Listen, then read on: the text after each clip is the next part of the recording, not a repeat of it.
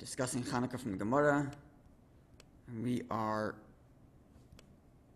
on page Chaf Aleph from Beis 21b. You just heard the class is dedicated to Judge Shor's mother and for Fush Lema of a very special friend who is involved in preserving the names of those who passed in the war during the Holocaust. Okay. So yesterday we identified two different ways of understanding the dispute between Hillel and Shammai. Hillel, of course, says that the optimal way of lighting the menorah, level 3, is to go increase in number. First day 1, second day 2, and 3, and forward.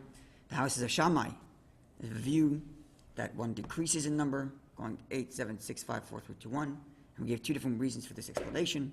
Either they're disputing the manner in which you mark the day, or they're disputing whether inherently one should always be elevating, or inherently one should always be decreasing, at least in their engagement with the world outside, should be decreasing compared to the oxen of the festival of Sukkot, which were given in decreasing measure in respect of and in honor of the nations of the world. So, in a semi-unrelated discussion, but somewhat related, consider that we're just finished saying that it's about engaging the world outside, the Gemara tells us the positioning of the menorah. Okay. Tana Rabbanan, our sages taught.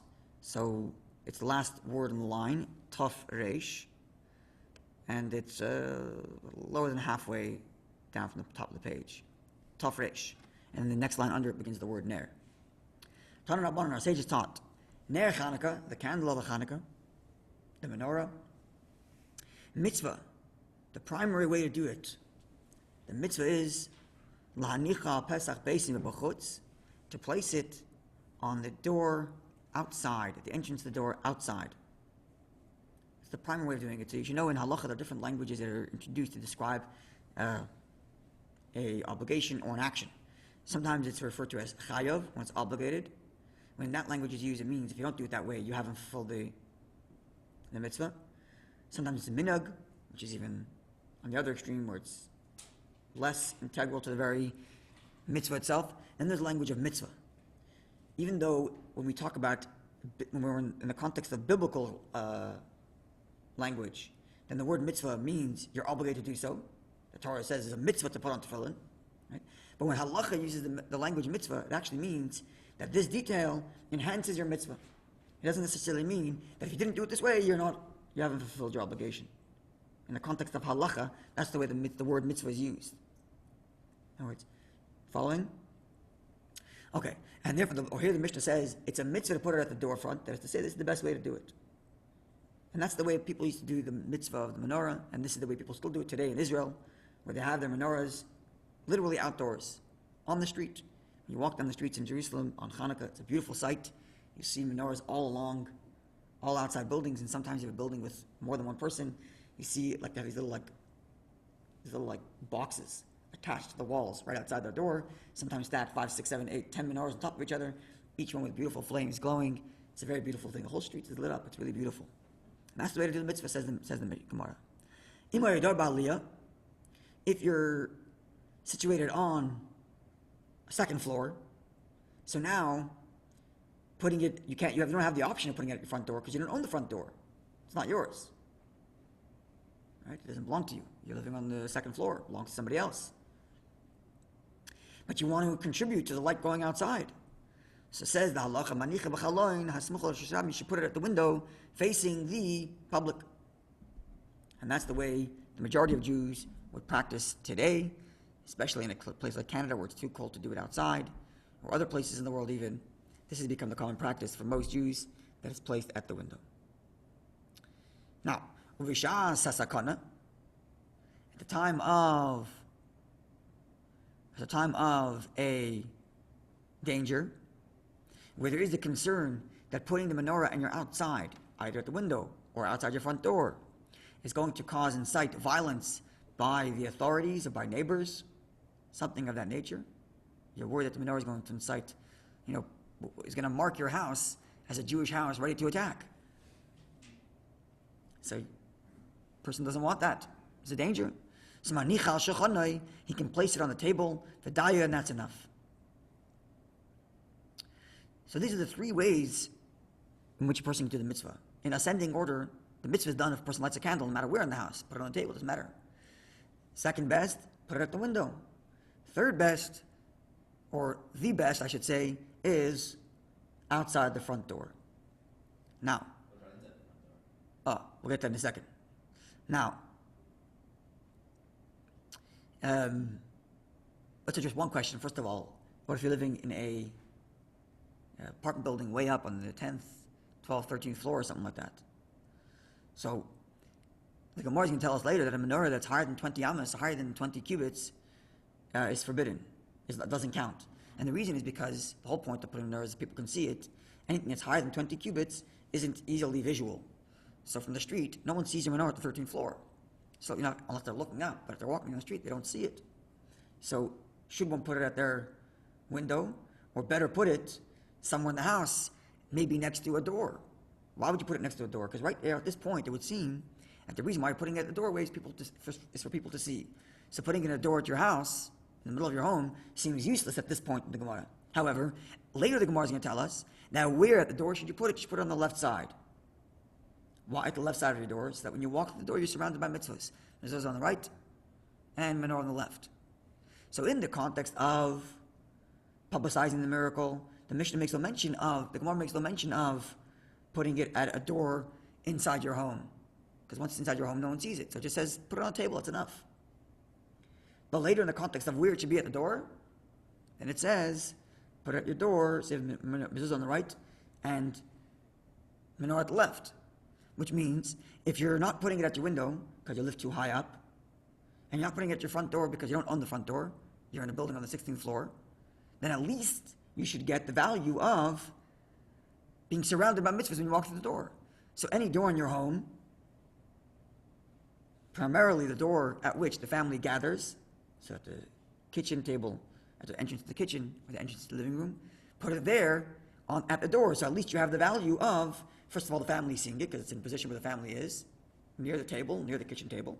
But you also get the value of being surrounded by mitzvahs. Right side, right side mezuzah, left side menorah. This idea of right side menorah, right side mezuzah, left side menorah is explained in Chassidus at length. Mezuzah is about the right side energy, positive energy coming down, whereas the menorah is about the left side reaching out to the world outside, and specifically supposed to be like that, and this is explained at great length. And this is the reason why Chabad had traditionally put the menorah at the door at the left side. They weren't putting it at the window, at least some of our rabbis weren't putting it at the window because they lived on the second or third floor, so they're not putting it at the window. They're not putting it downstairs because they don't own the front door or because they're living in a dangerous era. We're putting it outside would incite violence. So what they did is they put it at their mezuzah, opposite the mezuzah. Now we have a principle in the Gemara which is, Kivin de nofek mipuma de rabba, once something has been done by a Rebbe, it becomes the way their followers want to do it. The Gemara makes this principle with respect to certain law, that even though the Gemara concludes a law one way, certain people, because they were students of so-and-so, and that so-and-so did it a particular way, their students did it the same way. And that's the reason, the halachic reason, why Chabad would do it at the left side of the door. Because that's the way Rabbi did it. You can't do that on a windy night. Not outside, in your home. In your home. At the left side of a door, anywhere in your home. But primarily actually by the kitchen door, or the living room door, somewhere near where the family hangs out. So it's visual to the family, at least. And this is the reason why Chabad does it that way.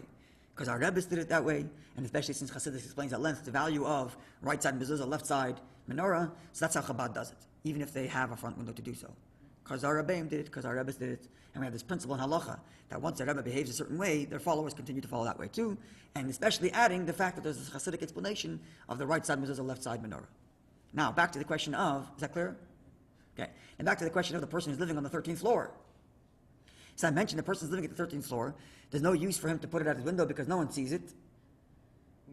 One second. And therefore, And therefore, you should put it indoors and get the value at least of having it on the left side opposite the menorah. Nonetheless, there are those opinions who say that in a situation where your building is opposite another building that's also 13th floor, say you're in Manhattan, and if you're on the 20th floor, the 50th floor, or Miami nowadays, where even if you're on a very high floor, there's people across from you who are also 3rd floor. Not all opinions, but there are some opinions which say then you can put the menorah at your window because people opposite you will see it. even if people at the street. Sorry? Put a menorah and then, oh, you're Jewish, and they got to know each other. Because of that. Because of that, Yeah, I'm sure there's many cases like that. So at any rate, so that's the, so in other words, if someone's not following the Chabad custom, because he doesn't feel like this is who he is, as a follower of the Rebbe, and he wants to put the menorah at his window, he can do so at a 13th, 14th, 20th floor if opposite them there are buildings like that as well. Otherwise, he should put it indoors, at the kitchen, opposite the mezuzah. If he's a Chabadnik and he feels like he wants to follow the Rebbe's, then no matter what his apartment building looks like, no matter what his home looks like, whether he has outdoors, even if he's in Yerushalayim, whether he has windows, not windows, because he's a Chabadnik and he follows the way the Rebbe's did the menorah, so he'll put it at his door of his kitchen on the opposite side of the menorah. And that's the way a Chabadnik would do it. Otherwise, at the front window. Yeah? Does that also apply if it's higher than 20 amma? Which idea? The idea that you could put it on the 13th floor, provided there are other buildings on. That's correct, yes. If it's within 20 amma, then you can put it at your front window even if nobody's across from you, because people at the street will see it. Oh, But if you're higher than 20 amma, and the people at the street will not see it, then there are those who say you can rely on the fact that people opposite you will see it. Clear? Okay. Clear? Now let's conclude the Gemara. This section of the Gemara where the Gemara tells us about what we call the Shamash. Omar Rava says, and this is the primary reason for Shamash. People assume the reason for the Shamash is to light the other candles. You can use a match to light the other candles in theory. The Shamash has a much more important objective. Rabbi says, Sarech nerach acheres, you have to have some other candle. Lishtamish ta'ira, so that you can use the light of the other candle. Because we're not allowed to enjoy of the candles of the menorah. We say it in our Haner Salalu, the prayer that we say right after we light the menorah. We say, Ein lanu rishus lishtamish behem. We have no right to use these holy candles, so we're not meant to derive any benefit from it. So therefore you have to have another candle next to it. And then if you're going to read by your menorah, you're using the light of the shamash, not the light of the actual menorah. This is the primary objective for the shamash. However, v'hika madura, if you have a flame, you have a torch in your house anyway. Your house is lit up. In modern terms, you already have your electronic lights going. Light tzarech, theoretically you don't need a shamash. Which means, if you only have one candle, don't stress out. Just turn the light on in your house. And light your candle with the match and you fulfill the mitzvah. Because the mitzvah is the one candle. The shamash is only to prevent you from accidentally using the menorah candle, the menorah light, misappropriating the menorah candles for your own personal benefit. But if you have your lights on in the house, you're not doing that anyway. And therefore, in theory, a person doesn't need the shamash. Which is also why sometimes people have menorahs, let's say, so in Chabad, the shamash is beeswax, whereas the rest of the candles are oil. In other communities, even the shamash is oil. So what do? They take a match, light the oil shamash, make the bracha, take a match, light the actual menorah itself, and then they have their shamash. The shamash wasn't even used to light the other ones. It's just there to prevent the person from misappropriating the actual menorah lights, because this is another candle. Clear? So it's not, the primary objective is not to use it to light other candles. The primary objective is for it to be there so that you don't misappropriate the menorah candles for personal use. so there's no requirement that the shamash has to burn for that 30 minutes? Oh, it has to burn for the 30 minutes. Because it has to burn for at least 30 minutes, because that's how long the mitzvah lasts. As long as the mitzvah lasts, you have to have some other candle to make sure you're not going to misappropriate the mitzvah. Once the mitzvah is done, you don't need the shamash anymore because the mitzvah is no longer. That's because what? Some people may relight the ones that burned out during that. Because it's still a mitzvah candle, even though you're not required to relight it. So long as it's lit for that half hour, it's a mitzvah light that you're not allowed to misappropriate for that half hour. Also, that's just a reminder you're saying? The shamash, Yeah. it's not a reminder. It also provides light. So if you happen to be sitting next to it, okay. you're not using, as it were, the light of the menorah because you're using the light of the shamash. But today we have electronic lights. Right. So, which is why I mentioned this in one of the previous classes. People like to turn the lights off in their house to make the menorah candling more romantic. Halachically speaking, that's less valuable.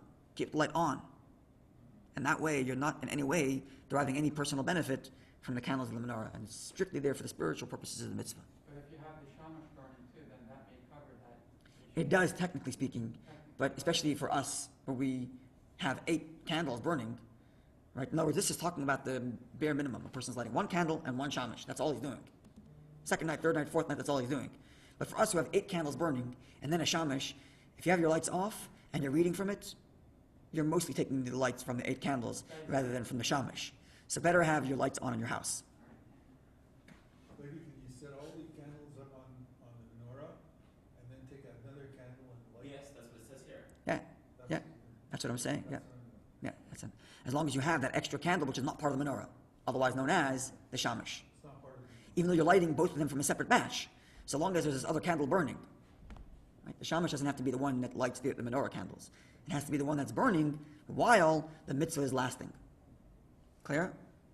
Okay. So is there a requirement to relight the shamash if it goes out? During that half an hour? During the... That's an interesting point. That, I haven't seen this written anywhere, but that would make sense. If the actual menorah goes out, you don't have to relight it, because the mitzvah is the act. But if your shamash goes out, and your menorah is still burning, you have to relight it, lest you misappropriate the lights of the menorah. Interesting halacha. That would make sense? Unless you have electric lighting. Unless you have the electronic lights. Assuming you're relying on the shamash for its original intent to prevent you from misappropriating the menorah candles. Then even if the menorah candles go out, you don't have to relight it because you've already done the mitzvah of lighting it. But if so long as the menorah is lasting, you have to have your shamash. That's if the shamash goes out, you got to relight it. Good point. That would make sense, halachically speaking. Haven't seen that written anywhere, but that logic is sound. Okay. Now, ve'im adam chashavu, if he is a man of repute, he's an aristocratic man. Afagav the madura. I said the madura, if he has a torch, he doesn't need to have a shamash. That's when I launched into the idea of the electronic lights, which is more than just a torch, meaning your house is already bright. Now, the idam chashavu, if he's a man of aristocratic man, of repute, madura, even though his house is lit up with torches, he has to have a shamash. Why? So explains Rashi. Now we don't know what this means because we don't truly know what aristocracy is. Certainly not in days pre-electricity. But apparently, the way aristocracy used to live was they wouldn't use torchlight. That was for like the simpletons. The fancy people, in other words, torches meant that all you had was an ugly-looking stick with like kerosene at the top and a big flame burning. If you were wealthy, you had a beautiful, nice little, like olive teardrop-shaped lantern with a beautiful flame coming out that was clean, that didn't jump around, and you read from that because you were aristocratic. So if you're that kind of person, then even if you had the torch, not good enough. Like an oil lamp. You have to have your oil lamp next to you. Because for you, the fact that you have a torch in your house is in no indication that you're not misappropriating the menorah, because you were too aristocratic to use the torch. And therefore for you, you'd have to have that extra shamash just to make the point that I'm not using, God forbid, the beautiful candle of the menorah, but I'm using the beautiful candle of my aristocratic shamash. So this is hard for us to imagine what this means, these little like quirks of the aristocracy. But it comes up in the Gemara every now and again. The Gemara will say, if you're Adam Chashav, you're in this aristocracy, and you wouldn't be caught using what the simpletons use, this torch, then you have to make sure that you have that other candle to demonstrate that you're not, God forbid, misappropriating the candle of the menorah. There's not Jews who were Aristocratic? aristocratic. The split between the aristocracy and the simpletons is not limited to outside the Jewish circles. Rabbi, it's almost like an example of being reserved, like Gevurah, not dissipating it completely, but holding it in, like having a certain Gevurah, restraint over oneself. Yeah, yeah. Ensuring that the light is only lighting that which you would want to. Yeah. There's a certain Direction. Beautiful. There's a certain there's actually a certain you're talking about the romance of it. People want to turn the lights off because it's romantic. There's a glow, but there's actually in the reverse. There's a kind of certain romance in the notion that this is too holy for me to touch. It puts it on a pedestal. It's not like it's meant for me I want to feel good, so I'm going to turn the lights off and make this beautiful glow because it makes me feel nicer. That puts me at the center of this whole experience. This is not what it's about. This is about God and His mitzvah. And I'm putting it in a pedestal. It's like, it's like that sentimental thing that I hang up on the wall behind a glass case. Never take it down to use. Because it's sentimental value. I got it from my great-great-grandparents, and I never open up that siddur. It's too holy for me, Let's just say that's what it is. It's too sacred. It's too valuable for me to just use wantonly. That's kind of how we treat the menorah. It's God's mitzvah meant to bring God's spiritual light into this world, and I don't just use it to make me feel good about myself, and therefore want to have a nice time with candlelit. You want to do that? Light other candles. God's candles, don't touch that. That doesn't belong to you. All right. Have a wonderful day, everybody. And God willing, we pray for Chanukah, happy Chanukah. And, You should go, Rabbi. You should go from strength to strength. Thank you for bringing our days in a lichtic way. God bless you. wonderful day.